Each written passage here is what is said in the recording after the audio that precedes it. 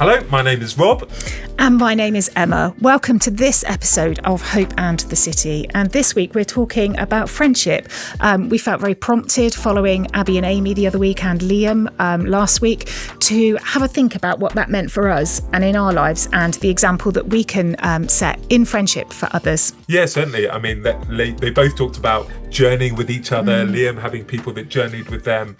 And hope is something that ultimately is there in the everyday, and friendship's there for the everyday. So I hope in listening to this you're able to draw out for yourselves what we began to draw out for one another about how friendship has been so influential for both of us, how we've learned that from Jesus and that he wants to be friends with that, and that actually it's just a very normal way that we can bring hope into all sorts of situations, often at just the right moment. Absolutely. Enjoy the episode.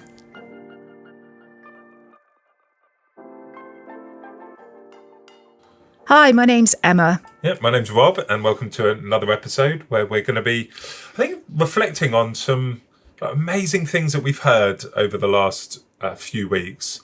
I love talking to Abby and Amy, like girls, young ladies, but talking about from when they were girls into being young ladies, about how they've spurred one another on, kept each other on track. So inspiring, wasn't it? Yeah, absolutely. But by contrast, we listened to Liam in the last episode, and there was lots of what really struck me is there were similarities, although their stories were poles apart. Yeah. So Amy and Abby were brought up in Christian homes, and the same friendships all the way through. Yeah. And they'd made how we would perceive perhaps good life choices so far, whereas Liam, in his own words, would say he made not so good life choices. And Wales, wasn't it? Yeah, absolutely. And he had to totally change. Yeah, absolutely. But there were some commonalities that came from both conversations. And the thing that I think stood out to me most of all was how people came alongside them. So with Abby and Amy, the people that have come alongside them and influenced them,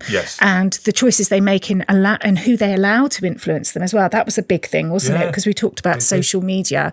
But then equally Liam, who influenced him in his early days when he was making wrong decisions compared to the decisions that he made later on, and the fruitful life he now leads because of those influences. One of the key factors, as well as his friendship to Jesus. I think that's the one thing in common with it all, isn't it? This friendship to Jesus, that God wanted to be their friend. I mean, that's the most mesmerizing thing for all of us. Yeah. He wants to be our friend, but he wants us to be friends. And he kept on using that word, he just journeyed with me. He just journeyed with me, talking about these new people that sort of came into his life. Yeah. And we really can be God's gift to one another, can't we? Yeah. I heard somebody say, I went to a ladies' breakfast just recently, and a couple of months ago it was now, and she was talking about when she encounters people who aren't choosing Jesus for themselves. She says, I have to be Jesus when they don't choose Jesus for themselves. And so in that, she said, I just have to be that signpost. I just have to be as Jesus would be with them. And I thought that's really profound, isn't it? With the people we come across, wherever they are on their journey. Yes. That's how we meet them. We meet them where they're at. And where is this journey going? So for all of us, we're on our own journey, but then culture has a tide, doesn't it? It has a current. And about 2-3 years ago, a podcast started called Surprising Rebirth of Belief in God. Justin Brearley. That's it. And it's worth listening to. I mean, you've got to really have a couple of coffees and switch your brains on. And there's nothing wrong with doing that, by the way. It's good to use your brain. So it's quite deep thinking. But even then he was saying that among the academics, the real thinkers who maybe 10 years ago, 20 years ago would have been, the world is what you can see, science, material things, a lot of psychology, evolution, all in your brain, evolution. But now even at that level, the academics, he was saying, but we're seeing them go, hang on, this isn't not logically totally thought through. Then it doesn't even answer the questions of a 5-year-old, doesn't it? Well, what was before that then? What was before that then? What was before that then? Eventually you get to a point of, well, something created everything out of nothing. So that was happening 2-3 years ago.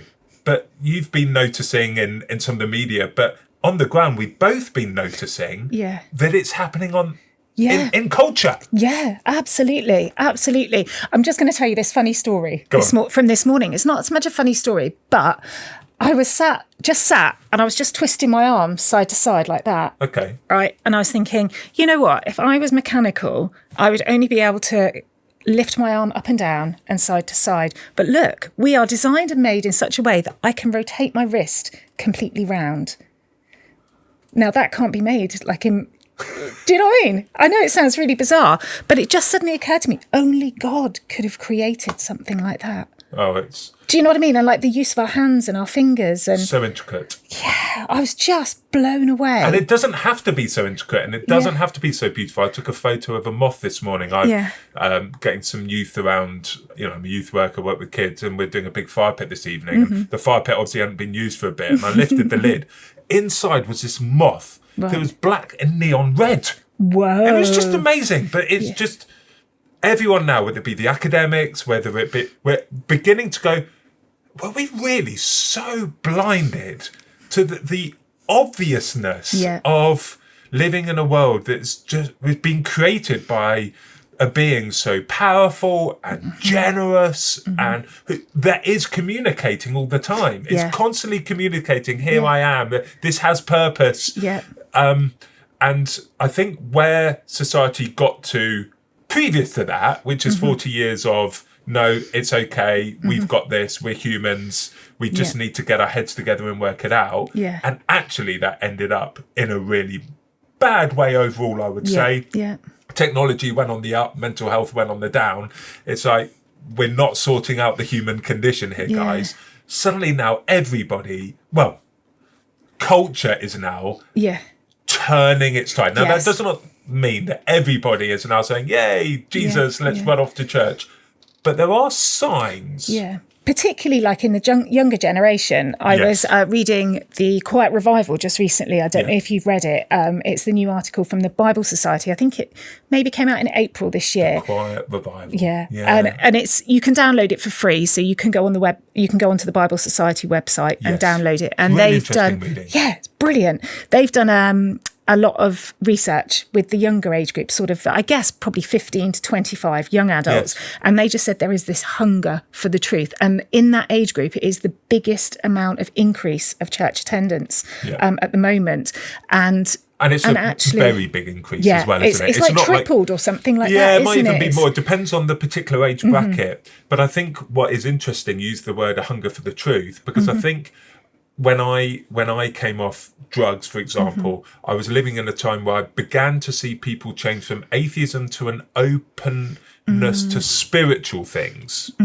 But you can be open to spiritual things without being hungry for the truth. Yeah. Because actually being open to the spiritual things can mean anything. Like, it can just be like a big spiritual buffet. I'm up for trying anything. All it means is just non-material things. Yeah, the spiritual in my own mind, the goodwill of other people, etc. But the truth is different. It's actually saying, well, perhaps there are some rock solid things which are just true, whether we feel them or not, whether humans are following them or not. And that's the thing that the Bible Society are noticing is on the rise. Yeah, and interestingly as well, on part of it, it talks about, it says, one of the questions was, like, why did you start going to church? And often the response was, this is what they noted, because my friend goes. Come on. So it kind of takes us back to that friendship thing again that we started with, wasn't it?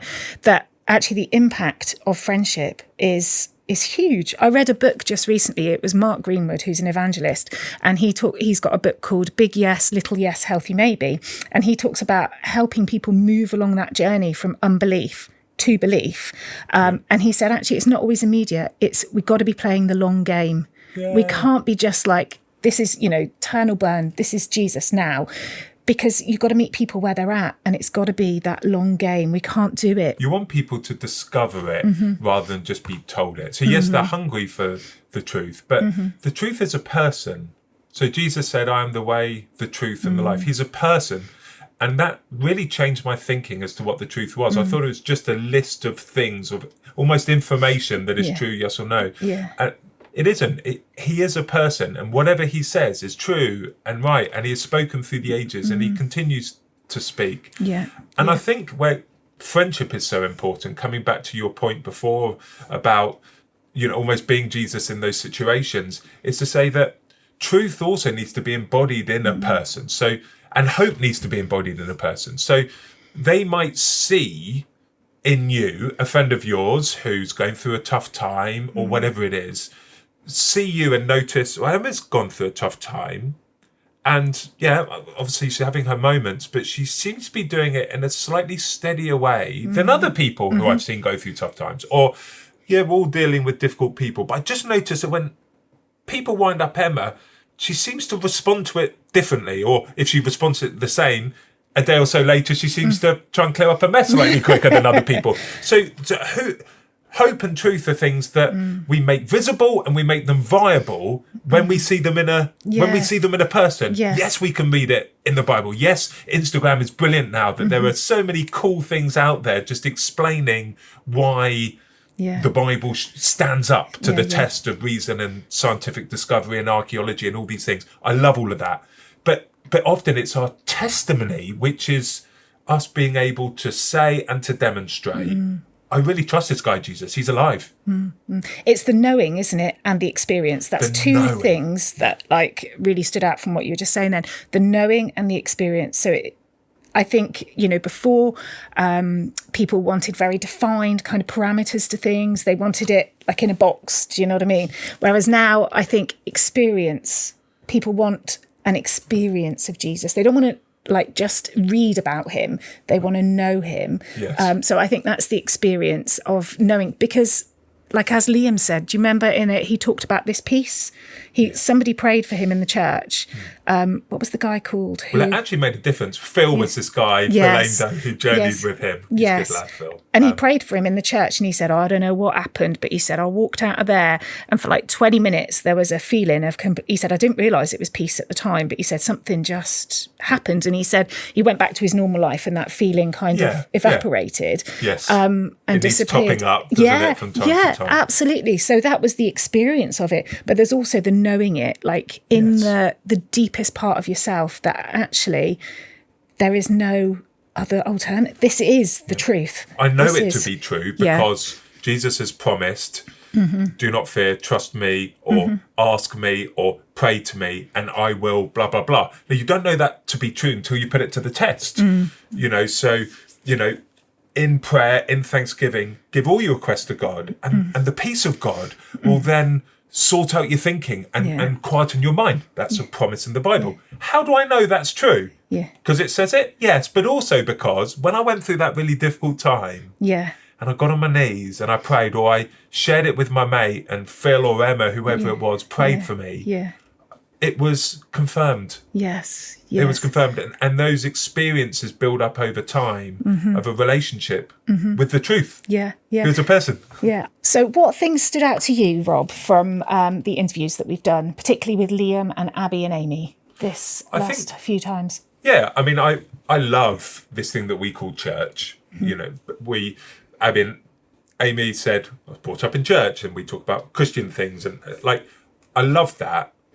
But what struck me was that faith and hope is so much bigger than just that. And actually, church is the people, and it is God's communal design for doing life with one another. And what struck me, so I have a little thing here on my jumper. If you're watching the video cast, you can see it says JDSIHH, and it stands for Jesus didn't sit in his hut. And it's that God is everywhere, trying to meet people, hoping to meet people where they are. Now, he doesn't force himself on people, but he makes himself available to people. And I was listening to their stories and just thinking back to mine and to so many of us, as we know, is yes, we are part of these communities of faith. Yes, we love these big gatherings, but actually friendships can happen any time of the week. People are willing to pray for us before we're sort of sorted, that actually you don't have to be a particularly special person to be able to pray for someone else and for them to experience the peace of God. And I've just struck again and again that it is great that there is a rising interest in this day and age of people who might want to come to church.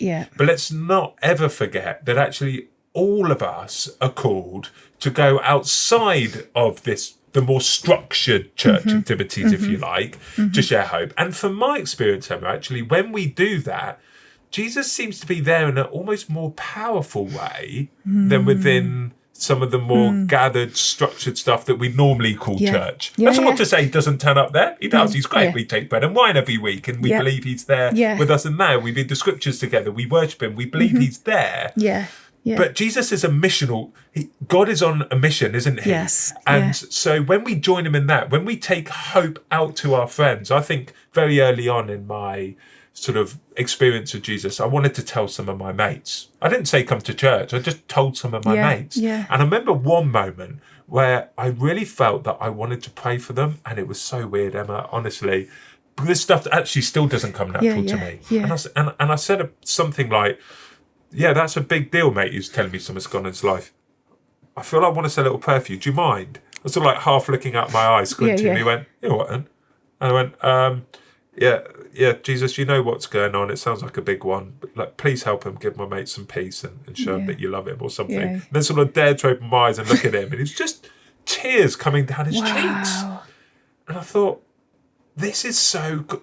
Like, anyone can do this. It's not a magic trick. It's that we're just coming into partnership with a God who's outside. Yeah. He's on the move. Yeah. He's trying to make some mates, and he wants you to be obedient in that process. Be part of it. Have the joy of being part of it, even though it does feel a bit awkward at the time. Yeah, interesting. So sadly, my next door neighbour passed away this week. So she was thank you. She was in her 80s. Lovely lady. She'd lived there. We've lived in our house 26 years. 26 years we've lived in our house, and she's been there since the houses were built in like 1959. So that's like a long time, isn't it? A lovely lady. She's become a dear friend, and I would pop in and see her. But in more recent, the last couple of years, when I visited her, I always felt like I wanted to say, can I pray at the end? And she would always say, oh, yes, please. And it's amazing. I think people don't generally turn prayer down when you offer it. I don't think people turn it down. So she'd said to me as well, like, I think traditionally in churches, like people had a parish. Right. So when somebody was ill, then they were visited by the parish vicar or whatever, you know. So she was saying now, because society's so big, that doesn't happen. So she said, I really would like to take communion. So I was like, we can take communion. So trotted off round, you know, with the communion and like, you know, a little Bible and things like that. And it was a really special moment. And you know, now, a bit of wine, I don't know exactly where she was on her journey, but I'm glad that we did it now, because I take more peace knowing that she knew the gospel. She knew about Jesus. I would have said she was a believer. I don't know if she was in relationship with Jesus, but she certainly hungered after. But she kept that relationship going with you, knowing what you represent, and that you opened the scriptures to her, and you took the communion to her. She wasn't just feeding off you, was she? No, she was trying to feed off the Lord. And she was saying that she was praying at nights and things like that. And it was that drip, drip. So that's years and years of friendship, you know, just being neighbours. And then it really is only since COVID that we grew a bit closer, because I was a bit aware she was on her own at the house and said, you know, if you need anything, I can pop out and get it for you. And just really, but it does make you realise that people don't not want prayer. People want prayer. You know, it's very unlikely that somebody's going to turn down an offer of hope. I think so. And I think, so we've got this quiet revival going on in society. More and more people would say, okay, I'm going to give this thing called church a go. And we want to celebrate that big time. Yeah. And at the same time, we want to remind ourselves that Jesus is also out and about in all sorts of places. Yeah. And I think praying for mates, praying for family can be some of the harder things. Sometimes, you know, so part of my job, as you know, is I speak. I do public speaking, and I've spoken to, I don't know how many, I think one occasion 5,000 people. Wow. And that sounds nuts. Yeah. And actually there was a time where I would have been totally terrified to do anything. But actually with practice, nothing's that you can do this stuff eventually. And also, who's your source, Rob? But what I was going to say actually, Emma, is it's still not as scary as coming to someone who you know really well. Talking to 5,000 strangers is actually quite easy. It sounds great, but it isn't. I guess they know what they're there for. Yeah, but going up to somebody who's not expecting it, and normally you're just chatting about football and then saying, could we say a little prayer about that? Or would you mind if I just give you a little blessing or something like that? Yeah. It's still by far the hardest thing. Yeah. By a long way. Yeah. And yet, because it's hard, it's like Jesus honours it more. It's not because Jesus is trying to make it hard for me, but because he knows that you're crossing the threshold of comfort. You're doing it in faith. Yeah. Well, because also there's that fear of rejection, isn't there? You almost embarrassment for me. Yeah, I'm just So, but it says it, doesn't it, in Matthew, in the Bible, it says, "Blessed are those that are," is it rejected, ridiculed? Yeah, for my name's sake. For my name's sake. She didn't really. And actually, but that's an extreme. But when you think about it, is that what we fear when we go? Is it that we fear that we're going to have names? Oh, look at Emma, she's a Bible basher. Do you know what I mean? We fear that, don't we? We fear that stigma of saying the wrong thing. But actually, I think that's where, like you say, God blesses it because we're being obedient. We're actually carrying the gospel. And it goes back to the "we are Jesus," where people don't know Jesus for themselves. Really and if you powerful. think about the fact that little prayer might be a real turning point for them. Yeah. And you didn't because you might feel a bit awkward. Feel a bit embarrassed, yeah. It becomes a question for me is, one of you is going to feel awkward. If you ask them to come to church where for you it's slightly easier to pray for them, you're asking them to feel awkward because you're asking them to walk across the threshold into a building of 300 people who they don't know. Yeah. Or I'm going to feel slightly awkward because we're by the side of the football pitch after a five-a-side game and I'm going to say, yeah, mate, that sounds like quite a tough thing you're going through. I'm going to pray about it. Yeah. So it's a choice. One of us is going to feel awkward. And I think Jesus would say, well, if it's a choice, it's going to be you, Rob. Yeah. For the sake of him. Yes. For the sake of love. For the sake of hope. Because hope is something that's meant to be shared. Yeah. So, I mean, you said that there, forsake. Yeah. For the sake of, forsaken. And as you're saying it, I'm thinking, we're talking about feeling mildly embarrassed. Yeah. And there was Christ on the cross, whipped and flogged. Yes. So that we could know God through him. Yeah. So hope was never shared in a comfortable way. No. Because when you go back to the beginning of hope, it looked like Jesus being cast out of a city and put on a cross on a rubbish heap. Yeah. So actually the hope is always shared by people who have to carry a cross in their own way. Yeah. To be a witness. Yeah. But also when you look at it in that light, you're like, wow, my mild embarrassment versus what he went through.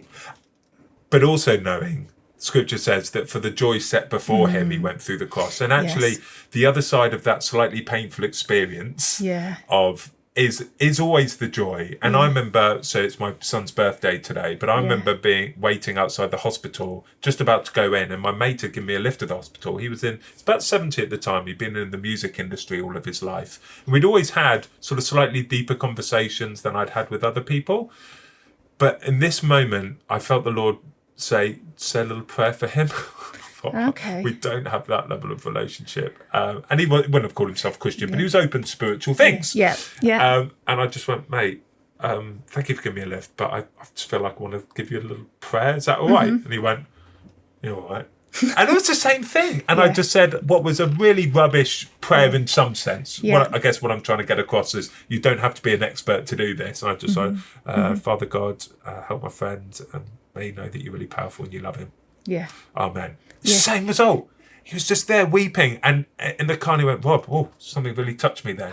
And this was a few years ago, and he keeps going back to that moment as being confirmation. He said, I'd always heard that you can pray and that God will listen, but I'd never been sure. So now I've kept praying because you bothered to pray for me then. Whoa. Yeah. Whoa. I mean, it's a choice, isn't it? It says Jesus, I could have said no. Jesus chose the cross. Yeah. You chose to pray because of what Jesus did on the cross, chose to do on the cross. But that's just incredible, isn't it? And it's, again, talking about that experience and knowing at that moment your friend had an experience that left him knowing. Yeah, he couldn't deny that. No. And we can't rely on our experiences and our feelings, but it often starts with an experience or a feeling. And I think from there, I'd love to talk about, go a bit deeper into this subject of friendship that brings hope, because all friendships start with an experience or an acquaintance. Yeah. And the way that you've crossed paths might be the person you always see in the gym or the colleague that you've got. Yeah. But friendship goes beyond acquaintance. And I think if we're going to I think in this day and age, particularly with social media and lots of things, as good as all those things are, connection is so important. And I'm, in my mind, again and again, I'm taking the Lord's lead on this. I think friendship comes back to the top of the stack, doesn't it? Yeah. So what does it mean to be good friends? Yeah. And I think let's go back to the Master, go back to Jesus. And he said, I've called you friends. Yes. And I think there's a few things we can learn from just that little statement. I have called you friends. Yes. Yeah, absolutely. I mean, he was the ultimate demonstration of a friend, wasn't he? When he called his disciples, he called them to be his friends, to be his followers, but to be his friends and journey with them. He didn't just say, right, come and I'm going to teach you. I'm going to give you a load of information and see you next Sunday. Yeah, exactly. He actually said, come on, I'm going to show you. We're going to live together for 3 years. We're going to live together and I'm going to show you a way of life. And so they journeyed together. And as they were together, the influence that he had on them drew them to be more Christ-like and to then go on and build the church and spread the gospel. And the church being more of these connections, more of these genuine friendships of one person seeing hope lived out in another person. So what a responsibility we have, hey? Yeah. So anyone who's listening to this, is just like, that includes you. We have a responsibility we can take seriously, which is to be a friend. And I think if Jesus says, I have called you friends, I have.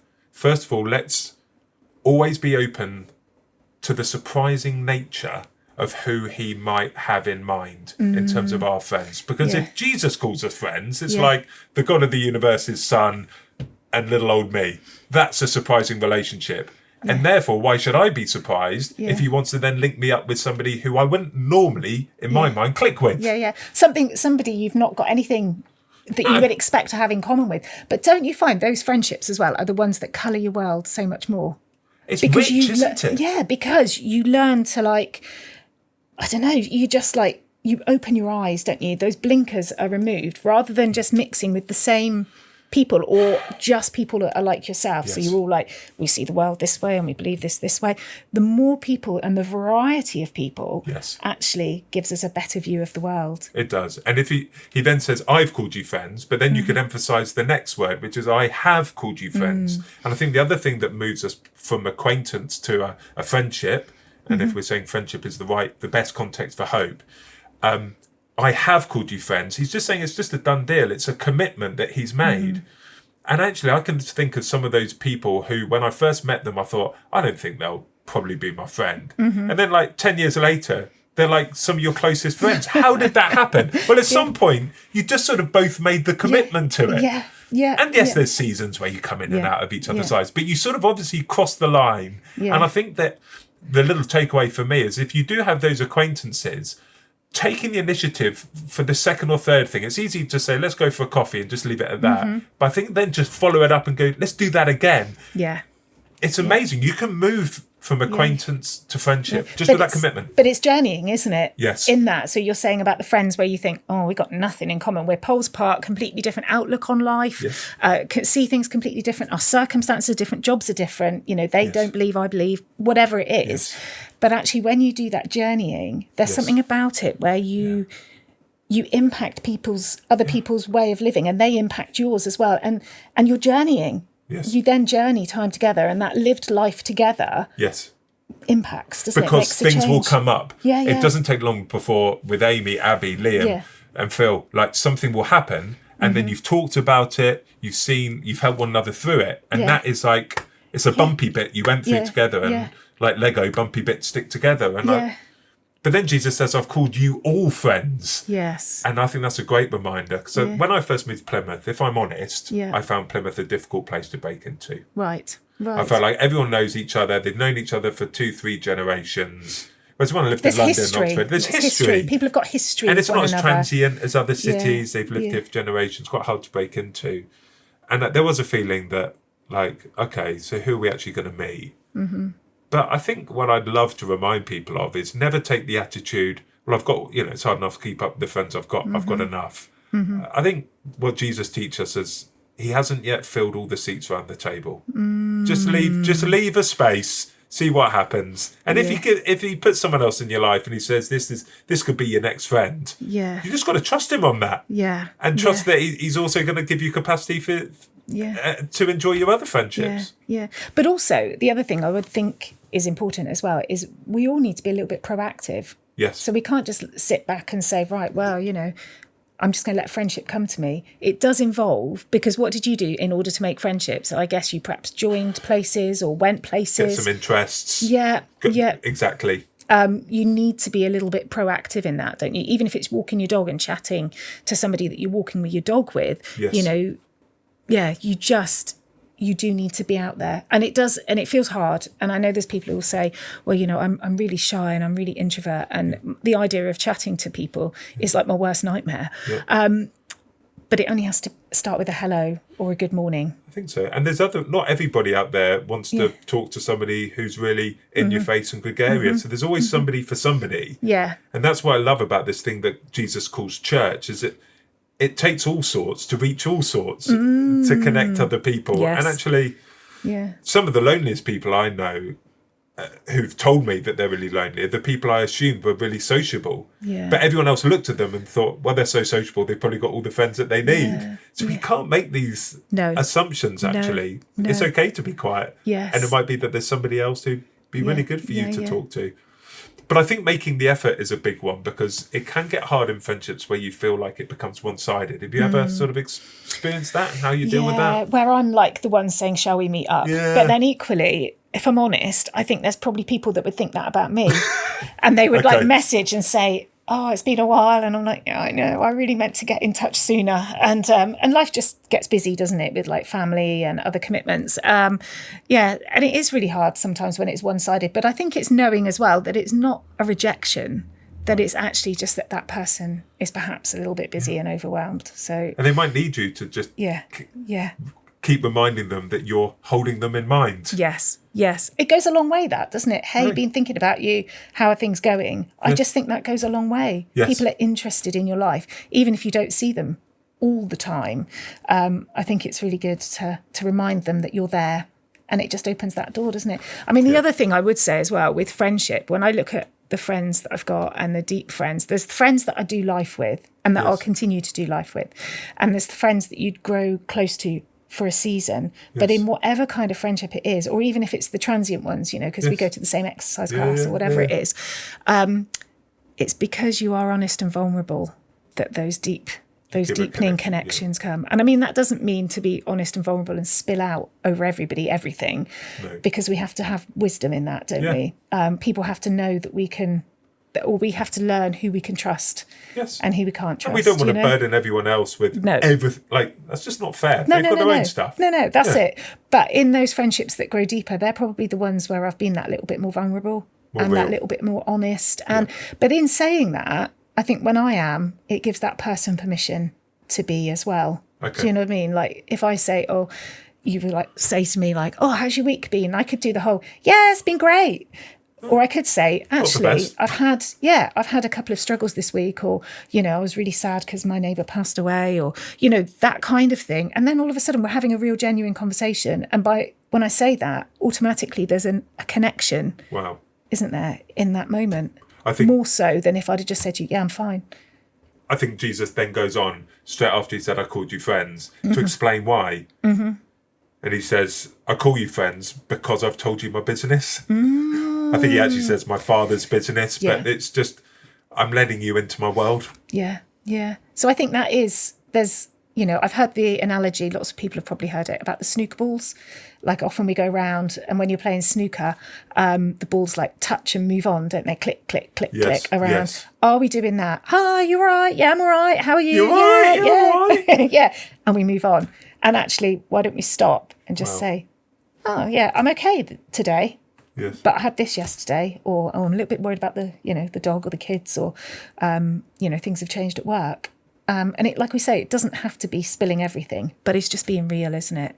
Yes. I mean, social media, the girls talked about social media, didn't they? Yes. And how, there's this bravado. We present our lives in a way that isn't genuine.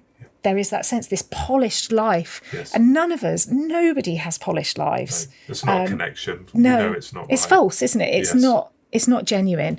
I think there's that element of being genuine. Jesus was genuine, wasn't he, in his friendships? Yeah. And there were with what times when he was up against. happy. Yeah. There were times, and I often think of him as a little bit of a joker.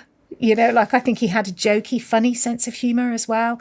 And even now, I think he does things in my life, and I think, oh yeah, you're having a laugh with me, aren't you? But I also think there's times when, when he went deeper and when he was fun and just genuine. I feel like he was genuine. Weep with those who weep, rejoice with those who rejoice. Yeah, absolutely. Absolutely. And I think being able to share our testimony time to time, this whole stuff, Jesus didn't sit in his hut. The reason that this sort of JDSIHH is quite sort of subtle. It's a little conversation starter for people who might want to say, what does that mean? And sometimes I just say, oh, it's a brand I like. It's actually made by Jewestone. They make really good clothing up in Dartmoor, so I want to big them up. Yeah. But I think it's not in your face, but it also, at the right time, you might then say, it means Jesus didn't sit in his hut. What does that mean? Well, Jesus, he didn't just hang around and wait for people to come to him. He went out to them. And, I've actually had an experience of God in the sense that I wasn't in church, or it might have been, I don't know. But you just say, I just know he came to meet me where I was. Yes. And it just, I think we all have a way that we can explain that in a very basic way about the God who came to meet us where we are. So if we can share those testimonies, take those moments, I think that's real, it's from experience, and in the context of friendship rather than in a formal church setting. As good as that is, I think the person listening really knows that there's no other reason why you're telling them this. It's not like, they would say that, they're in a church, or they would say that, they just want me to come to their next Alpha course. Although they would say that because they've just bought too much curry and not enough people to come to their curry night. So no, they're obviously just telling me because they think I need to hear it, or they want to. And it's real for them. Yeah. And like I was saying before, it's also over time. It's the over time, isn't it? Jesus spent 3 years with the disciples.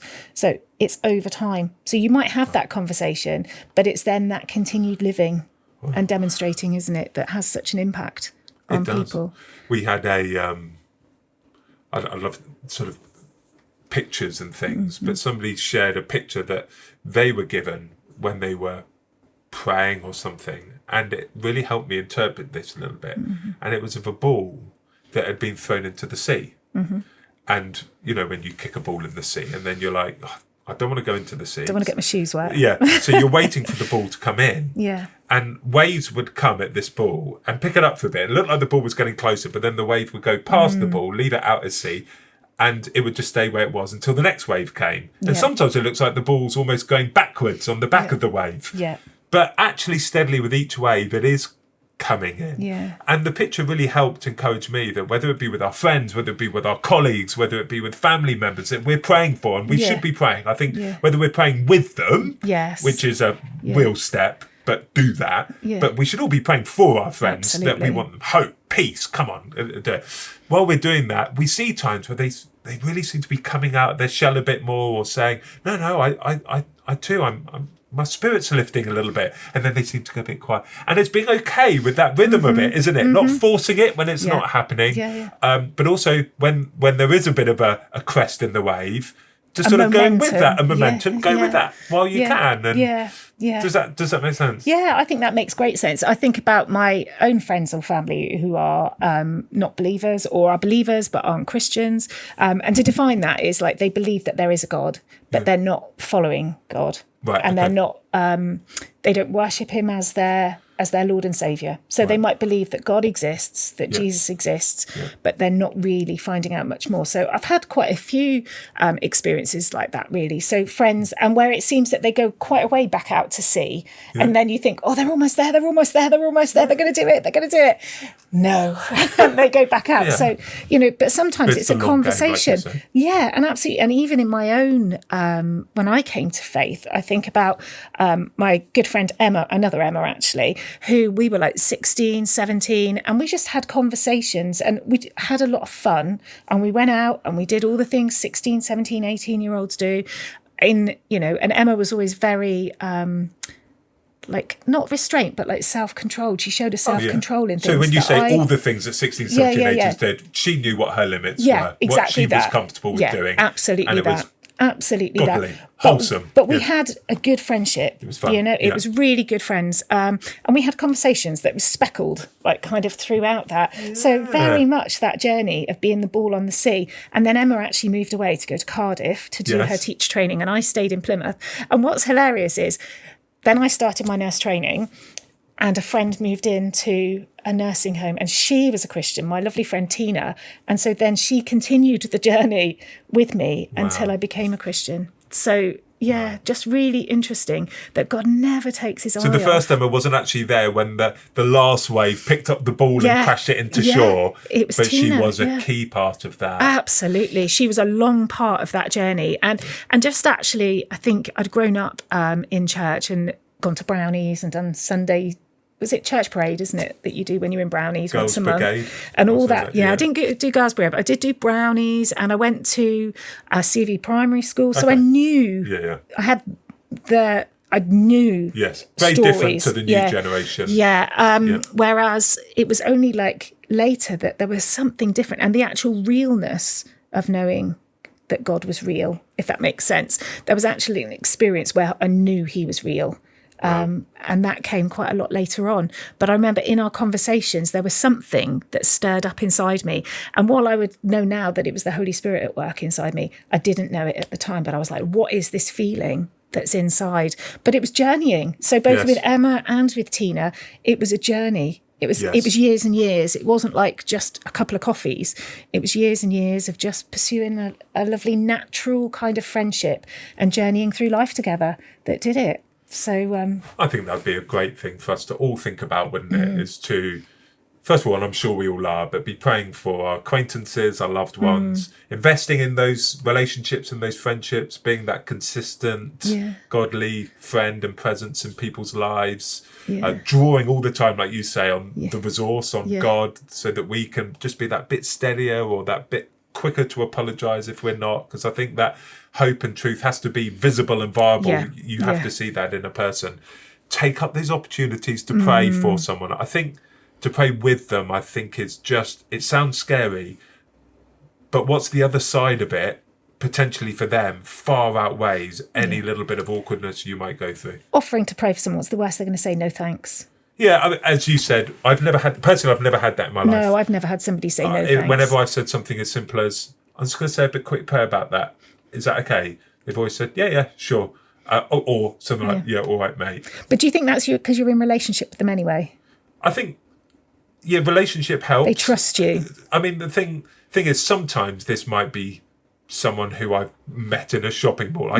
Because I'm a bit weird and I sit down and I talk. Actually, it's not weird, is it? No. We like talking to people and meet strangers. And if they share something, and I feel like, because that's the other side of it, if I'm never going to see them again.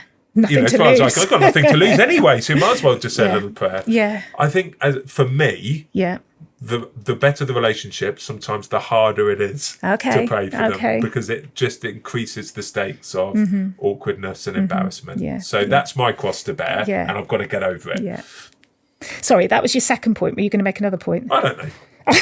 I've cut you off in your prime there. No. But it's been really interesting, hasn't it? Talking about friendship and the impact it can have, just that whole journeying through life together. I was reading, I think it was perhaps in that Quiet Revival again, or it might have been the Mark Greenwood book, and he said about 85% of people come to faith because they know a Christian. Yeah, I think it's huge. I think the other thing it said is, most people who come through to a really hopeful life have had 6 strong influences in their life.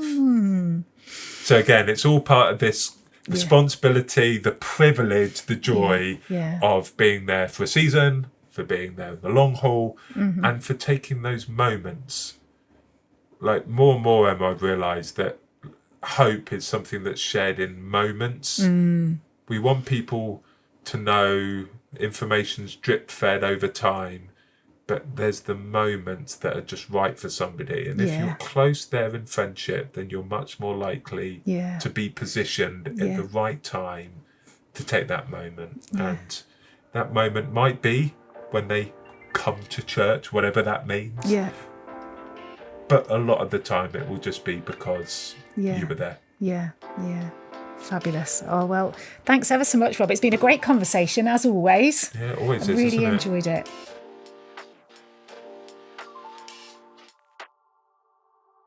Thanks for joining us for this episode of Hope in the City. We hope that you have enjoyed it.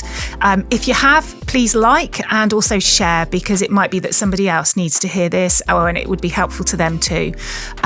If you would like to interact with us, please contact us via the socials. If there's any subjects, any questions, any issues that you'd like us to discuss, then please do get in touch. And we have an email address, hope@crplymouth.co.uk. This is our second season, and again, there might be some themes that you would love us to cover, and you might have some questions. We love doing our Q&R sessions as well, so please do get in touch, and bless you.